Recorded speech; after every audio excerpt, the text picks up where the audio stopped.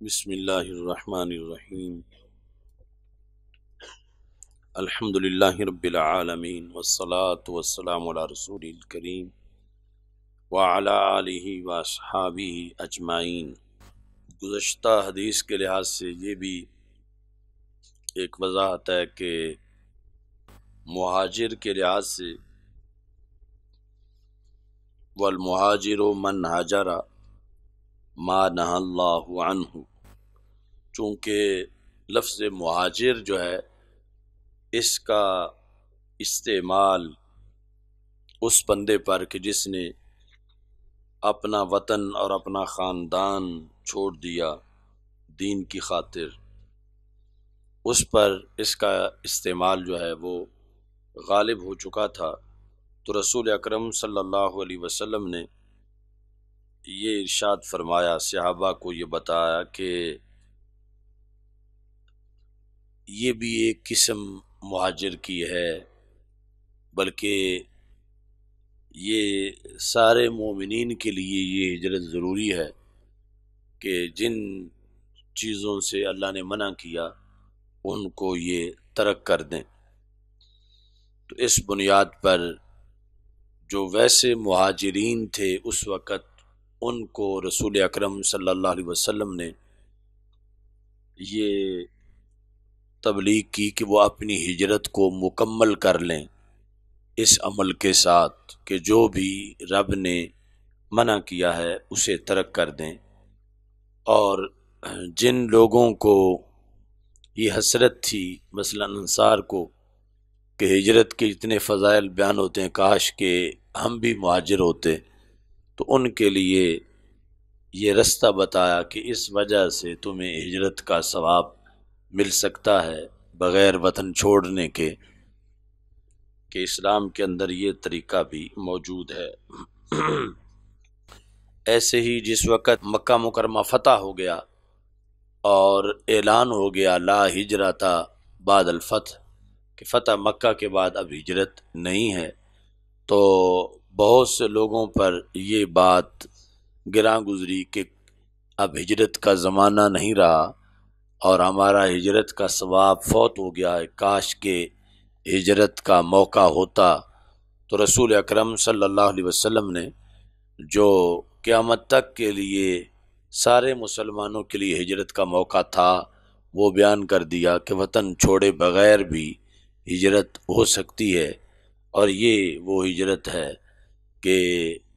ترک والا معنی جہاں موجود ہے کہ جس سے بھی اللہ نے منع کیا اس چیز کو ترک کر دینا ہجرت ہے۔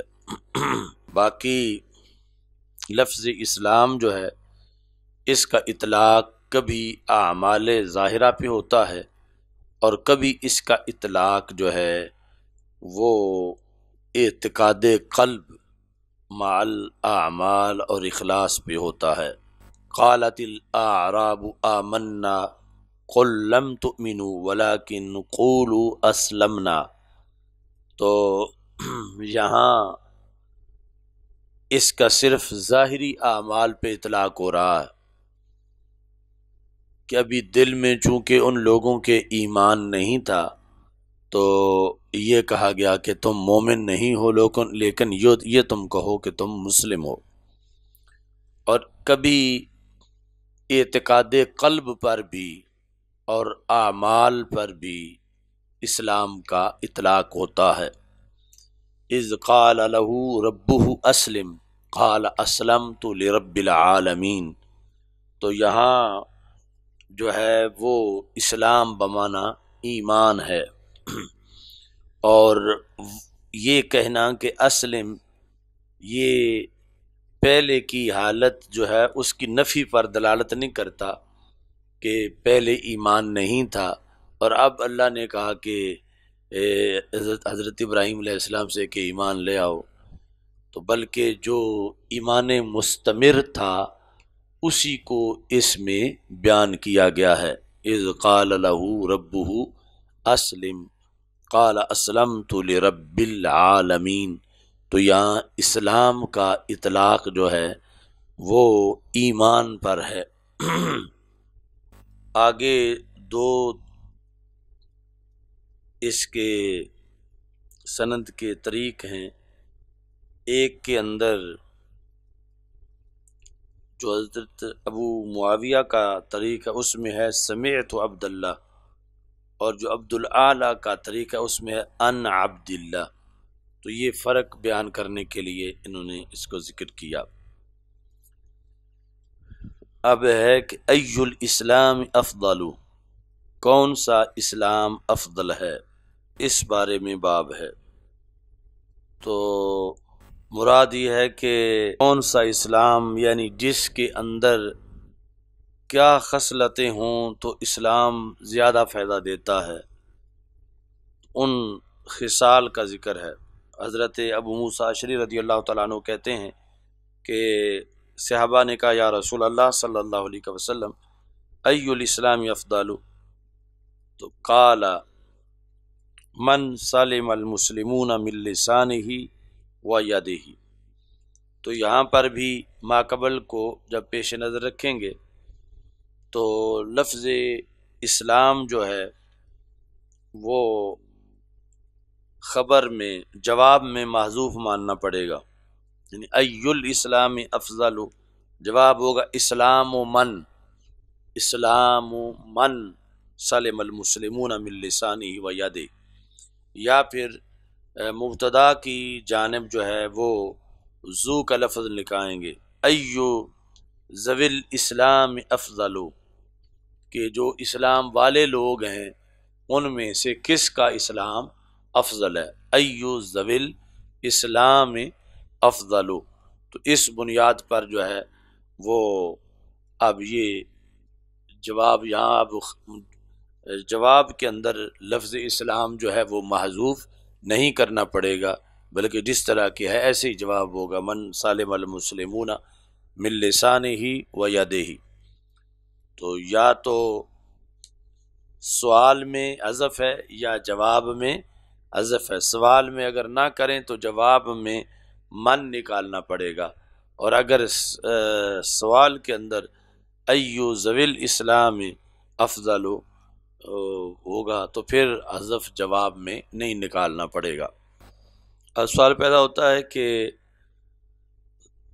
سوال اور جواب میں مطابقت نہیں،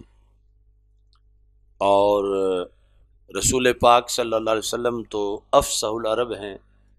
تو سوال اور جواب میں مطابقت بھی اعلیٰ طریقے کی ہونی چاہیے. تو یہ صرف سمجھ کے لیے ہے، چونکہ جواب میں پھر اس کی وضاحت ہوگی. یعنی سوال یہ ہے کہ ای الاسلام افضل، کون سی خصلتوں والا اسلام جو ہے وہ افضل ہے. سوال خصلت کے لحاظ سے ہے اور جواب ذی خصلت کے لحاظ سے ہے، کیونکہ من جو ہے وہ ذی خصلت ہے، خصلتوں والا. سوال خصلت کے لحاظ سے ہے اور جواب ذی خصلت کے لحاظ سے ہے. تو اس کا جواب یہ ہے کہ مطابقت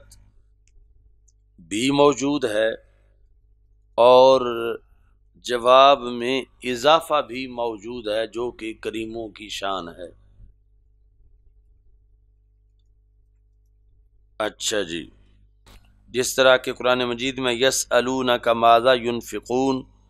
قل ما انفقتم من خیر فللوالدین، تو اس بنیاد پر کہ جو افضلیت ہے وہ باعتبار خصلتوں کے پائی جاتی ہے، اور خصلت پھر کسی نہ کسی ذی خصلت کے ساتھ قائم ہوتی ہے، اس بنیاد پر یہ مطابقت موجود ہے. اور میرے کریم سے گر قطرہ کسی نے مانگا دریا بہا دیے ہیں، دربے بہا دیے ہیں. جس طرح کہ ظاہری مال کا کوئی سوال کرتا تھا تو رسول اکرم صلی اللہ علیہ وسلم اس کی طلب سے اسے کہیں زیادہ عطا فرما دیتے تھے، تو ایسے ہی علم کے لحاظ سے جو کوئی سوال کرتا تھا تو رسول اکرم صلی اللہ علیہ وسلم جواب اور جواب کے علاوہ کثرت علم سے اس کو نوازتے تھے۔ تو اس طرح یعنی رسول اکرم صلی اللہ علیہ وسلم نے یہاں جواب بھی ارشاد فرمایا اور ساتھ اضافہ بھی عطا فرمایا۔ آگے ہے باب اطعام الطعام من الاسلام، کھانا کھلانا اسلام کا ایک شعبہ ہے۔ یعنی امام بخاری رحمۃ اللہ علیہ کے مطابق ترجمہ یہ ہوگا کہ کھانا کھلانا اسلام کا ایک جزو ہے، اور ہمارے مطابق یہ ہوگا کہ کھانا کھلانا اسلام کا ایک شعبہ ہے، اور اسلام بمعنی ایمان ہے۔ حضرت عمر بن خالد سے امام بخاری روایت کرتے ہیں، اور وہ سند کے ساتھ آگے حضرت عبداللہ بن عمر رضی اللہ تعالیٰ عنہما تک بات پہنچاتے ہیں کہ ایک شخص نے رسول اکرم صلی اللہ علیہ وسلم سے سوال کیا، ای الاسلام خیر، کون سا اسلام خیر ہے؟ تو رسول اکرم صلی اللہ علیہ وسلم نے جواب دیا، تطعم الطعام، یہ کہ تم کھانا کھلاؤ، وتقرأ السلام علی من عرفت ومن لم تعرف، اور تم سلام کہو اسے جسے تم پہچانتے ہو اور جسے تم نہیں پہچانتے۔ اچھا جی، اب حدیث کے دو جز ہیں، تطعم الطعام و تقرأ السلام، اور ترجمۃ الباب امام بخاری نے پہلے جز پہ کیا ہے، یعنی یہ نہیں کہا کہ باب اقراء السلام علی من عرف ومن لم یعرف من الاسلام، یہ باب قائم نہیں کیا، بلکہ حدیث کے پہلے حصے پر جو کھانا کھلانے والا ہے اس پر باب قائم کیا۔ تو اس کا جواب یہ ہے کہ یہ اگرچہ دونوں کام ہی سنت اور اسلام کے ہیں، لیکن ان میں سے پہلا کام زیادہ اہم ہے، اس واسطے کہ دوسرا جو ہے وہ حالات بدلنے سے نہیں بدلتا، اور پہلا حالات بدلنے سے بدل جاتا ہے۔ مثلا عمومی حالات ہوں، قحط نہ ہو، لوگوں کو کھانے پینے کو ملتا ہو، تو اب اطعام طعام مستحب ہے، اور جب قحط پڑ چکا ہو، لوگ اس لیے مر رہے ہوں کہ کھانے کو نہیں ملتا، تو اب اطعام طعام فرض ہے۔ تو جب کہ سلام کہنا وہ اس کی ایک ہی حالت ہے، تو اس بنیاد پر حدیث کا پہلا حصہ زیادہ اہم تھا، تو اس پر امام بخاری رحمۃ اللہ علیہ نے ترجمۃ الباب قائم کیا۔ تو یہ علیحدہ جو تم نے تمہید میں لکھا ہے، وہاں بھی تم یہ بات اضافہ کر سکتے ہو کہ ایک ہی حدیث کے اندر دو چیزیں موجود ہیں، لیکن امام بخاری باب قائم کرتے وقت اس چیز کا باب بناتے ہیں جو زیادہ اہم ہے اور جس کی زیادہ تعلیمات ہیں اور زیادہ فضائل ہیں، اس پر باب قائم کرتے ہیں، حالانکہ دونوں چیزیں ہی ایمان کا شعبہ ہیں اور دونوں کے اندر ہی حسن موجود ہے۔ تطعم الطعام، تو یہاں پر بھی یہ ہوگا کہ ای الاسلام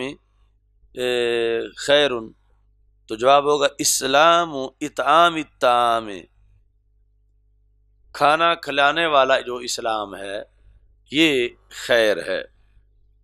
کہ جس کے اندر دوسروں کو کھانا کھلایا جائے۔ اچھا جی، تو اسلام کی یہ جو شک ہے کھانا کھلانے کی، یہ جو اولیاء کے مزارات پر لنگر چلتا ہے، اس کے اندر اصل فلسفہ یہ ہے اطعام الطعام والا، یعنی جو مثلا داتا صاحب لنگر چل رہا ہے، باقی مزارات پہ لنگر چل رہا ہے، تو یہ نہیں کہ اس کی کوئی اصل نہیں اور خواہ مخواہ کوئی رسم پڑ گئی ہے. اصل یہ ہے کہ اسلام کا ایک شعبہ ہے اطعام طعام. تو اطعام طعام کی سنت کو زندہ رکھنے کے لیے یہ خصوصی طور پر لنگر شروع کیے جاتے ہیں. اور پھر اس کے اندر آگے معنویت یہ ہے کہ آخر بندہ بشر ہے اور اس کو کھائے پیے بغیر نہیں رہ سکتا. اور جب وہ بزرگوں کے مزارات پر دین کے لیے جاتا ہے تو یا ویسے زندہ لوگ جو ہیں ان کے پاس پڑھنے کے لیے تو پھر لنگر کا اہتمام ہونا چاہیے تاکہ ایسا نہ ہو کہ جو گھروں سے نکلیں تو آگے پیسے بھی نہ ہوں تو ان کے لیے مشکل ہو جائے. تو لنگر جو ہے اس بنیاد پر شروع سے ہی چلایا گیا 14 صدیوں میں اور اطعام طعام پر عمل کیا گیا کہ اسلام جو ہے وہ بھوکا مارنے کا مذہب نہیں ہے، اسلام کھلانے کا مذہب ہے. اور یہاں اگلی جہت میں بھی بات کی جا سکتی ہے کہ جو آج کچھ دین سے دور کے لوگ کہتے ہیں کہ یہ تو مولویوں نے یا دین والوں نے سارا کھانے پینے کا سلسلہ بنایا ہوا ہے. تو اصل اس کے اندر جو ہے وہ شریعت نے خود یہ سلسلہ اس کے حسن کی بنیاد پہ رکھا ہے. یعنی یہ بلا وجہ کھانا پینا یا ناجائز کھانا پینا وہ تو یقیناً مذموم ہے، مگر یہ سلسلہ حیات کے لیے لنگر چلانا اس طرح طلباء کے لیے یا عوام کے لیے جو دین کے لیے نکلیں تو یہ رسول پاک صلی اللہ علیہ وسلم کی طرف سے خوبی بیان کی گئی ہے کہ یہ ایک اچھا کام ہے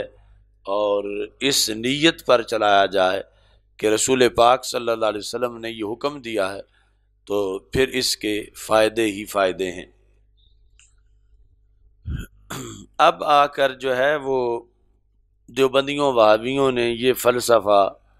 سمجھا تو انہوں نے لنگر کی جگہ آئس کریم شروع کر دی کہ جمعہ بھی ہو اور جمعے کے بعد بریانی ہو اور آئس کریم ہو. مطلب یہ ماڈرن لنگر جو ہے وہ دال کی جگہ انہوں نے شروع کیا، یہ دیکھ کر کہ اس بنیاد پر شاید لوگ ادھر جاتے ہیں تو ہم بذریعہ آئس کریم ان کو اپنی طرف کریں. تو اصل یعنی جو لنگر کا سلسلہ ہے وہ اسلام کے تعلیمات کا حصہ یہ صوفیاء کرام نے آگے بڑھایا اور اس لیے ان کے درباروں پر، مزاروں پر، خانقاہوں میں لنگر کا اہتمام کیا جاتا ہے. یعنی بغیر ہرس اور ہوس کے جو اب انہوں نے آئس کریم کے ذریعے سے یعنی شروع کیا تو یہ ایک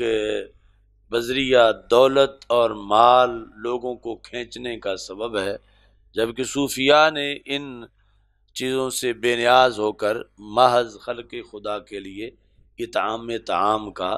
سلسلہ شروع کیا. اچھا جی، تو جب یہ کوئی کہے کہ یہ مولویوں نے کھانے پینے کا سلسلہ شروع کیا ہوا ہے تو یہ کہو کہ یہ ہم تو پابند ہیں دین کی اور دین کہتا ہے کہ توتم الطعام، کہ یہ کہ تم کھانا کھلاؤ تو یہ اچھی بات ہے، اس کی افضلیت بیان کی گئی ہے دین کے اندر. اچھا جی، وَتَقْرَأُ السَّلَامَ عَلَى مَنْ عَرَفْتَ، جسے تم پہچانتے ہو اور جسے تم نہیں پہچانتے. اچھا جی،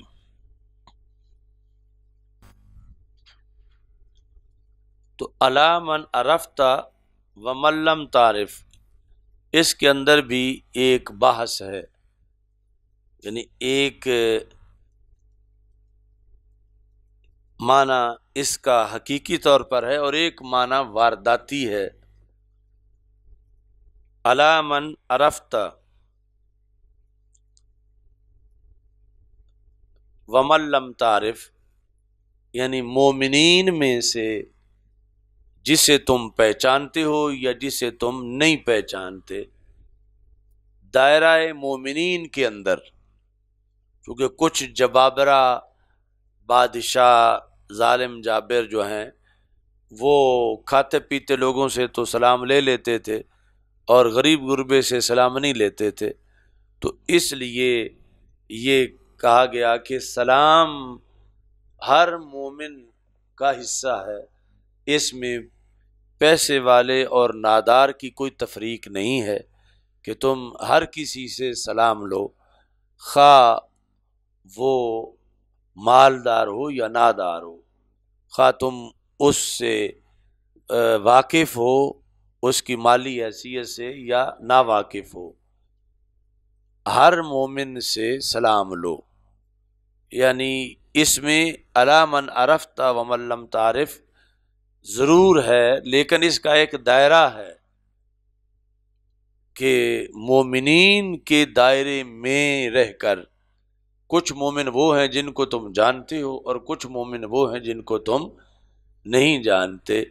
تو مقصد یہ تھا جبابرہ کی نفی کرنا کہ جو کچھ لوگ کھاتے پیتے ہوں تو باقی سے وہ سلام نہیں لیتے، تو ان کی نفی ہے کہ تم ہر کسی سے سلام لو۔ لیکن اس کا یہ مطلب نہیں ہے کہ ہندو ہو یا سکھ ہو یا کرسچن ہو تم ہر کسی سے سلام لو، یہ وہاں اجازت نہیں ہے،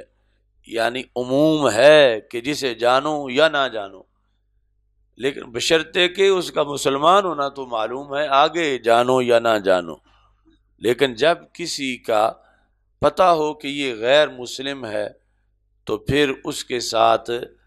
اسلام لینے کی فضیلت تو کیا جواز بھی نہیں ہے۔ یہاں تو فضیلت بتائی جا رہی ہے کہ کس کا اسلام افضل ہے، کہ جو اس طرح کرتا ہے کہ جسے جانتا ہو اور جسے نہ جانتا ہو اسے سلام کہے۔ اب انہی احادیث کو جو لوگ اسلام کی تعلیمات میں ہیر پھیر کر رہے ہیں، ایسے الفاظ کوئی دلیل بناتے ہیں، مثلا غامدی یا طاہر القادری جیسے لوگ،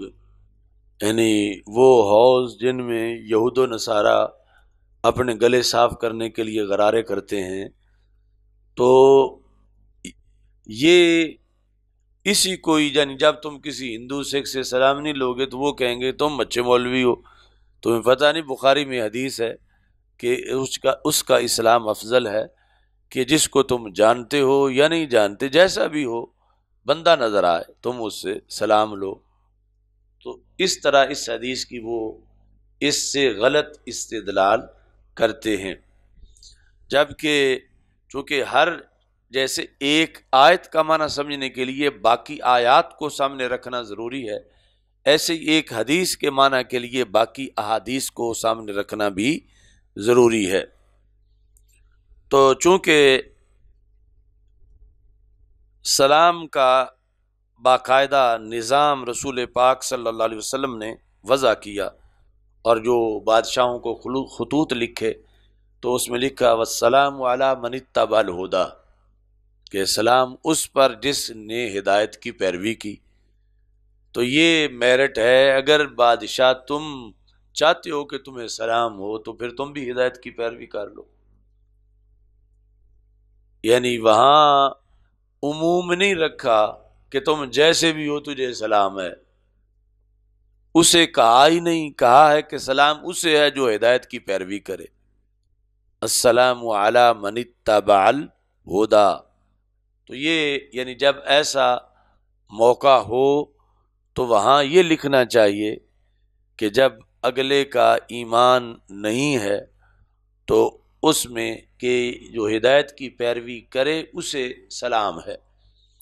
اور دوسری طرف رسول اکرم صلی اللہ علیہ وسلم نے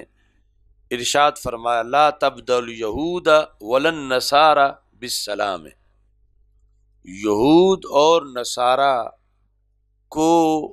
اپنی طرف سے سلام نہ کہو، یعنی ابتدا تم نہ کرو سلام کی۔ یہود اور نصارہ کے لیے۔ یہ آگے بخاری شریف میں حدیث آ رہی ہے، فَإِذَا لَقِيتُمْ أَحَدَهُمْ فِي الطَّرِيقِ، جب تم ان میں سے کسی سے ملو راستے میں،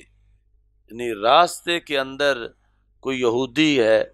یا کوئی نصرانی ہے، تو جب راستے میں تم اسے ملو تو کیا کرو؟ اب طاہر القادری یا غامدی ہوں تو مطلب یہ ہوگا کہ جب ڈال لو اس سے، کہ راستے میں کوئی یہودی نصرانی مل گیا ہے تو اس کو سلیوٹ کرو۔ اور سرکار کیا فرماتے ہیں؟ فَاتَّرُّوهُ إِلَىٰ أَدْيَقِهِ، اسے دھکا دے کے، کندھا مار کے اسے تنگ رستے کی طرف کرو، یعنی اسے بتاؤ کہ کھلے رستے میں چلنا یہ تمہارے لیے جائز نہیں، کھلا رستہ مسلمانوں کے لیے ہے، تم تنگ رستے میں چلو۔ فَاتَّرُّوهُ إِلَىٰ أَدْيَقِهِ، رستے کا جو تنگ حصہ ہے، یعنی سینٹر میں چلنا مسلمان کے لیے ہے، جو تنگ حصہ ہے ادھر چلنے کو اسے مجبور کرو، یعنی سلام کی بجائے اسے فَاتَّرُّوهُ، اسے مضطر بناؤ، اسے مجبور کرو اضطرار میں، کہ وہ سینٹر میں نہ چلے بلکہ کہاں چلے؟ اضیق، جو تنگ راستہ ہے اس میں وہ چلے۔ تو اب یہاں پر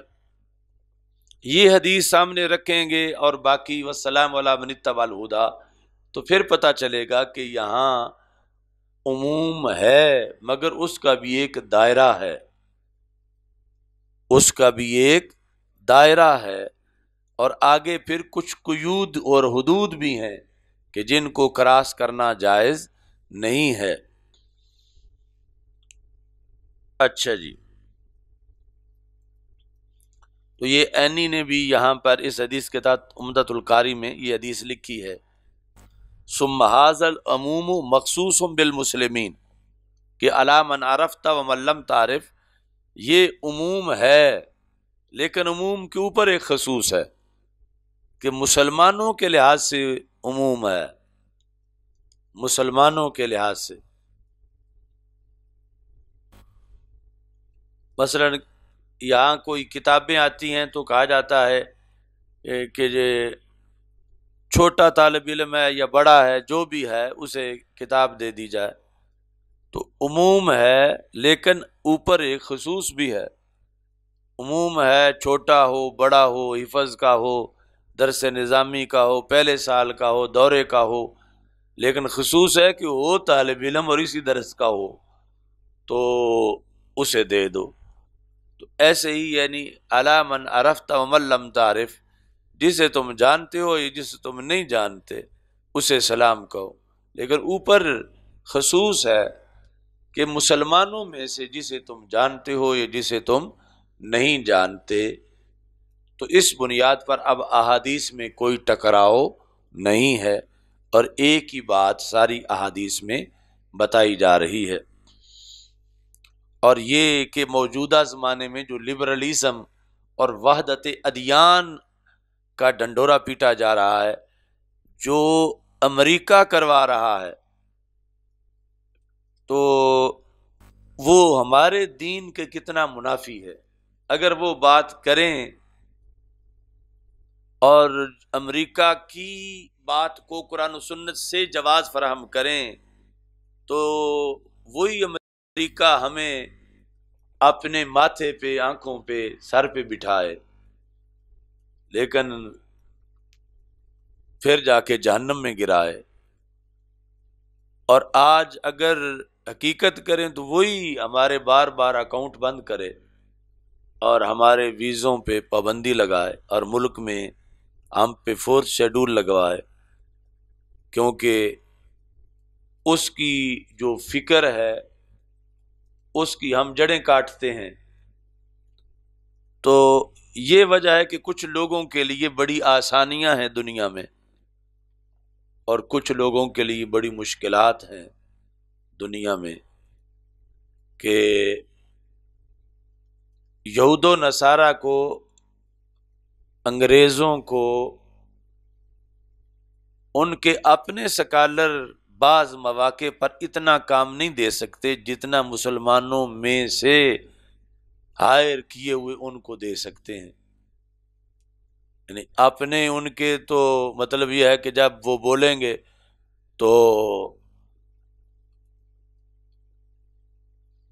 مسلمان چیخ اٹھیں گے کہ یہ دشمن ہے ہمارے اور انہوں نے یہ اسلام پر حملہ کیا ہے. یعنی چور جب چور کے روپ میں ہو تو سب اس پر شور مچاتے ہیں، اور چور جس وقت دوست کے روپ میں ہو تو پھر وہ چوری بھی کرتا رہتا ہے اور کسی کو خبر بھی نہیں ملتی. انہیں درکار ہے کہ کوئی مسلمان کہلواتا ہو اور قابل ذکر ہو پھر ان کی وہ بات کرے. تو انہیں نہیں پسند کہ وہ یہودی ہو جائے،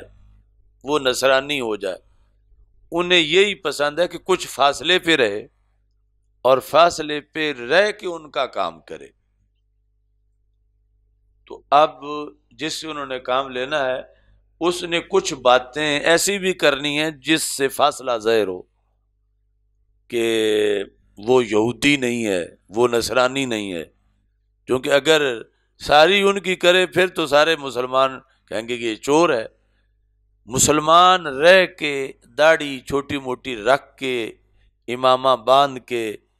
یا ننگے سر، لیکن مسلمان ہونے کا دعوے دار پکا رہے، اب وہ زیادہ کام دیتا ہے یہود و نصارہ کو. اور پھر جب مسلمانوں میں پڑا ہوا ہو تو اس کو پھر جو دین دار ہوتا ہے، دین کا عالم، وہ دین کا رازدان بھی ہوتا ہے. پھر جتنا ذہین ہو وہ زیادہ رازدان ہوتا ہے کہ یہاں سے بھی غیروں کا مقصد پورا ہو سکتا ہے اور بات بھی ممبروں محراب پہ کی جا سکتی ہے. یعنی اپنے مسجد میں، اپنے جلسے میں، اپنے مدرسہ میں رہ کر بات بھی کی جائے اور اس کا عوض بھی ان سے وصول کیا جائے غیروں سے کہ یہ تمہاری سوچ پر ہم دلائل دے رہے ہیں. اس واسطے یعنی ایسے لوگوں کو وہ اپنی گود میں بٹھا کے ساری سہولتیں دیتے ہیں اور بلیک واٹر سے ان کی حفاظت بھی کرواتے ہیں کہ یہ لمبی عمر زندہ رہیں تاکہ اچھے طرح فتنوں کی پرورش کر کے پھر دنیا سے جائیں. تو یہ ایسے یہ مواقع ہیں جہاں سے وہ پھر چیزیں ان کے لیے نکالتے ہیں اور پھر ساتھ تانا دیتے ہیں کہ علماء حق کو کہ ان کو تو دین کا پتہ ہی نہیں ہے کہ بخاری میں کیا لکھا ہے، دین کیا ہے، دین کے اندر کس قدر نرمیاں ہیں، اور دین تو یہ کہتا ہے کہ جو جیسا بھی ہو اس کے لیے جو ہے وہ نرم رویہ ہونا چاہیے اور سارا کچھ. اب یہ انگلیاں 4 ہیں تو انگوٹھا بھی اگر یہاں ہی 5واں ہوتا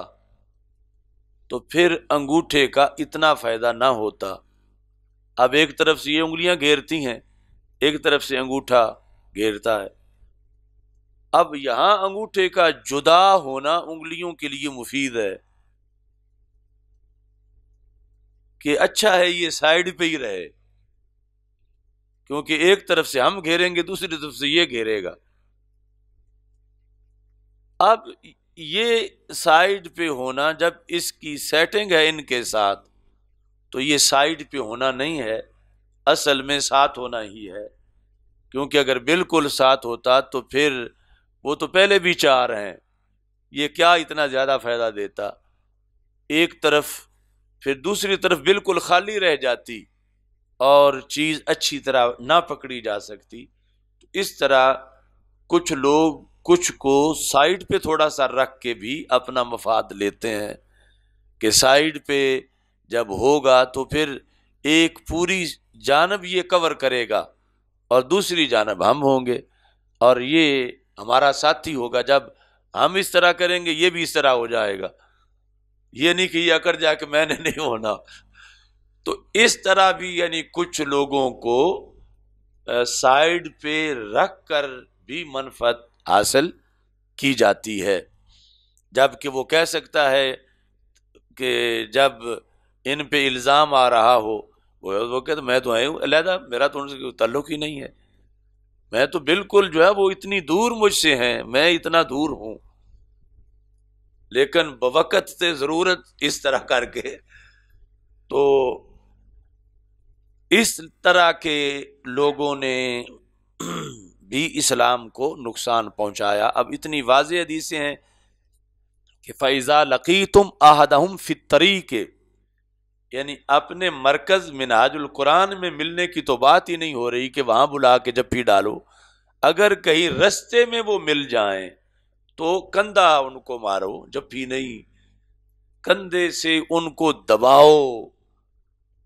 کہ وہ دھکا لگے اور دیوار کے ساتھ جا لگے یا کم از کم اس تنگ جگہ میں پہنچ جائے۔ یہ حکم ان کا ہے جو سارے جہانوں کی رحمت ہیں اور جن کا خلق عظیم ہے، یعنی یہ دھکا دینا کوئی اخلاق کے منافی نہیں، بلکہ وہ حکم دے رہے ہیں کہ تم میرے امتی ہو تو تم نے، یہ لوگ جنہوں نے میرا کلمہ نہیں پڑھا ان کی تذلیل کرنی ہے کہ انہیں پتہ چلے کہ عزت تب ملے گی کہ جب ہم کلمہ پڑھیں گے۔ اگر کلمے کے بغیر ہی تم ان کے لیے کرسیاں بچھاؤ اور انہیں برابر بٹھاؤ اور انہیں گلے لگاؤ اور ان کی شانیں بیان کرو تو پھر ان کے دل میں کب تحریک پیدا ہوگی کہ ہم کلمہ پڑھیں؟ پھر تو وہ کہیں گے کہ ہم جو کچھ ہیں وہ ہم بہت اچھا ہیں کہ ہمیں یہ مسلمانوں سے بھی بڑھ کے اعزاز دے رہے ہیں، تو پھر ان کے اندر دین قبول کرنے کے لیے جو ہے وہ جذبہ پیدا یا تحریک پیدا نہیں ہوگی۔ تو خلق کی بھی وہ حدود ہیں جو اسلام نے بتائی ہیں اور رسول اکرم صلی اللہ علیہ وسلم نے جن کو وضع کیا ہے۔ اب اگر یہ حدیث سامنے نہ ہو اور ہم یہ بات کر رہے ہوں تو دوسرے ٹولے نے تو یہی کہنا ہے کہ یہ بڑے تنگ نظر لوگ ہیں، یہ گلی میں چلتا ہوا کافر بھی برداشت نہیں کرتے، اور پھر اہل کتاب تو انہوں نے کہنا ہے ہی اہل ایمان ان کے بقول۔ تو اور ادھر یہ واضح دین ہے، حدیث بخاری ہے کہ فد تروح الی اضیاقہ، جو تنگ رستہ ہے اس تنگ رستے کی طرف تم اس کو دھکیل کر دو۔ اچھا جی،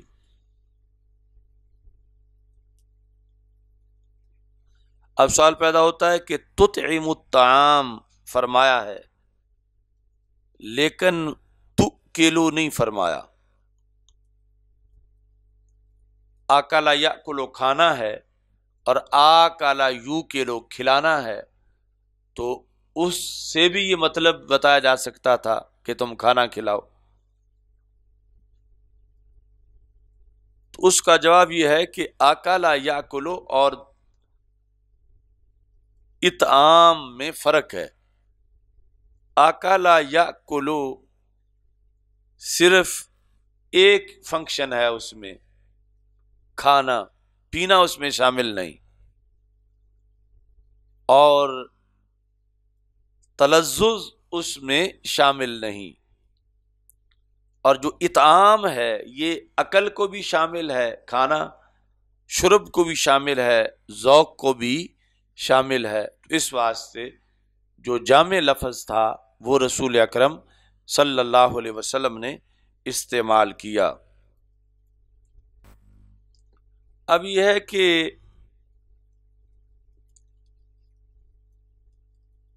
یہ دو چیزیں ہی یہاں کیوں بیان کی، تو اس کا جواب یہ ہے کہ جو مکارم ہیں حسن اخلاق، اس کی دو قسمیں ہیں، ایک ہیں مکارم مالیہ اور دوسرے ہیں مکارم بدنیہ۔ جو مکارم مالیہ ہیں یعنی بذریعہ مال کسی کو عزت دینا، تو اس میں ہے تطعم الطعام، اور جو مکارم بدنیہ ہیں اس کے اندر ہے تقرأ السلام۔ تو اس بنیاد پر دونوں میں سے ایک ایک کی نمائندگی جو ہے وہ کر دی گئی ہے۔ باقی یہ شروع میں گزر گیا تھا کہ کئی باب ہیں، مثلا ای الاسلام افضل، یہ گزر گیا تو من سلم المسلمون من لسانہ و یدہ، پھر جو ہے وہ ای الایمان افضل یا ای الاسلام خیر، اور جواب جدا جدا ہیں، اور ابھی آگے کئی ابواب اس طرح کے آئیں گے، تو سوال پیدا ہوتا ہے کہ سب سے افضل تو پھر ایک ہی چیز ہو سکتی ہے، تو یہ سب سے افضل کا سوال کیا جاتا ہے، جواب علیحدہ علیحدہ دیا جاتا ہے۔ سب سے افضل چیز کون سی ہے، تو اس کا پھر ایک ہی جواب ہونا چاہیے۔ یعنی ہم اگر کوئی پوچھتا ہے آج کسی لیڈر سے، کوئی صحافی ایک پریس کانفرنس میں سوال کرتا ہے، ایک سوال اس کا وہاں وہ اور جواب دیتا ہے، دوسرے شہر میں جب کوئی پوچھتا ہے پھر اور جواب دیتا ہے، تیسرے میں پوچھتا ہے پھر اور جواب دیتا ہے، تو اس کو سمجھا جائے گا کہ، اور جواب جب جدا جدا ہوں گے، زمین و آسمان کا فرق ہوگا، تو اسے کوئی یو ٹرن نہیں سمجھے گا، فلاں پہ یہ کہا پھر فلاں پہ یہ کہا، تو یا تو پہلا یاد نہیں ہے، اور یا جو ہے یہ ہے کہ یاد تو ہے مگر جواب اتنا صحیح نہیں ہے کہ ہر جگہ وہ کام دے، کبھی وہ جواب کام دیتا ہے، کبھی کوئی اور جواب اسے دینا جھوٹ سے پڑ جاتا ہے، یاد ہونے کے باوجود کہ میں نے پہلے وہاں یہ جھوٹ بولا تھا اب یہ جھوٹ بول رہا ہوں۔ جس طرح کہ یہ روز پکڑے جاتے ہیں نام نہاد سیاستدان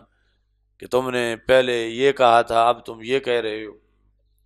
تو ادھر جو ہے وہ دربار رسالت ہے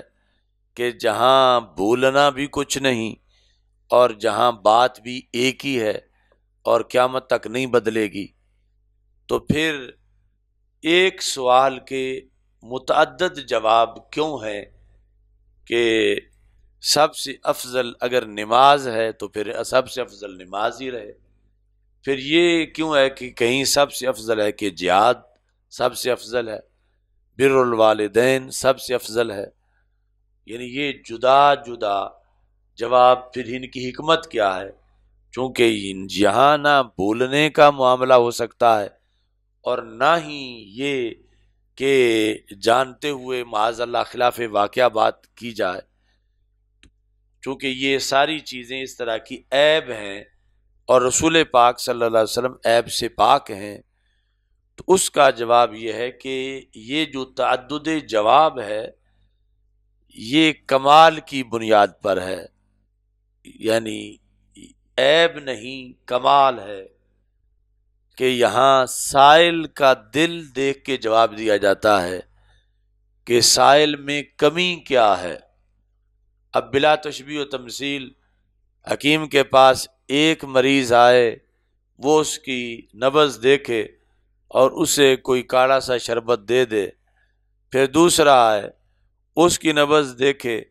اور اسے کوئی سبز سا شربت دے دے، تیسرا کوئی آئے تو اسے پیلا سا شربت دے دے، اور پاس کوئی عقل مند بیٹھا ہو تو وہ کہے کہ بیمار تو سارے ہی بیمار تھے، تو یہ بیماری کے جواب میں دوائیاں جدا جدا کیوں ہیں؟ تو اب حکیم کو پتہ ہے کہ لفظ بیمار جس پہ بولا جا رہا ہے اس کو بیماری ہے کس قسم کی اور اس کا علاج کس دوائی میں ہے، یہ عام بندے کو پتہ نہیں ہے، اور اگر وہ دوائی نمبر 5 ہی صاحب کو دیتا جائے تو یہ سیاہ سفید ہو جائے گا، سفید سیاہ ہو جائے گا، کیونکہ کسی کے لیے وہ دوائی زہر قاتل ہوگی، کسی کے لیے وہ باعث صحت ہوگی تو اب اس کا کمال یہ ہے کہ وہ پہچان جائے کہ اس کا روگ کیا ہے، میں نے اس کے مطابق اس کو دوائی دینی ہے، یہ اس کا کمال ہے۔ یہ کمال نہیں کہ جو بھی ہو دوائی میں نے نہیں بدلنی، ایک ہی دینی ہے۔ عام سٹائل کے اندر ایسا نہیں چلتا۔ تو رسول پاک صلی اللہ علیہ وسلم کا جدا جدا جواب دینا یہ سائل کے باطن کو پڑھنے کے بعد تھا کہ اس سائل کا کردار کیا ہے، کیا نماز پابندی سے پڑھتا ہے، جہاد پہ جاتا ہے، والدین کی خدمت کرتا ہے،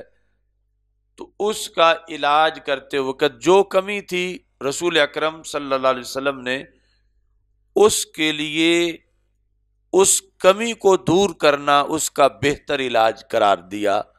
کہ تیرے لیے یہ سب سے افضل ہے۔ یعنی جس کے نمازیں بھی پوری ہیں، جہاد پہ بھی جاتا ہے، والدین کی خدمت والی کمی ہے، تو اسے جب اس نے پوچھا سب سے افضل عمل کون سا ہے تو رسول اکرم صلی اللہ علیہ وسلم نے فرمایا بر الوالدین۔ پھر کسی نے پوچھا وہ والدین کی خدمت کرتا تھا، جہاد پہ جاتا تھا، نماز میں کمی تھی، تو الصلاۃ علی اوقاتہا، یہ اس کو جواب دے دیا۔ یہ اور ایسے ہی کسی کو حج کے لحاظ سے، کسی کو جہاد کے لحاظ سے، تو یہاں تعدد الاجوبہ عیب نہیں، کیونکہ وہ جہالت کی بنیاد پہ نہیں یا نسیان کی بنیاد پہ نہیں، بلکہ وہ جواب جو ہے وہ گہرے علم کی بنیاد پر ہے، اور اس بندے کا علاج اسی میں ہے جس کو رسول پاک صلی اللہ علیہ وسلم جواب دے رہے ہیں۔ تو اس واسطے یعنی ترجمۃ الباب میں جدا جدا چیزیں آئیں گی کہ کبھی سب سے افضل ایمان اس بندے کا ہے، کبھی سب سے افضل جو ہے وہ اس بندے کا ہے، چونکہ رسول اکرم صلی اللہ علیہ وسلم سائل کے باطن کو دیکھ کر جواب ارشاد فرما دیتے تھے۔ چلو الحمدللہ رب العالمین والصلاة والسلام علی رسول الکریم استغفر اللہ لا الہ الا اللہ وحدہ لا شریک له له الملک وله الحمد وهو على كل شيء قدیر۔ صلی اللہ تعالی علیہ وسلم محمد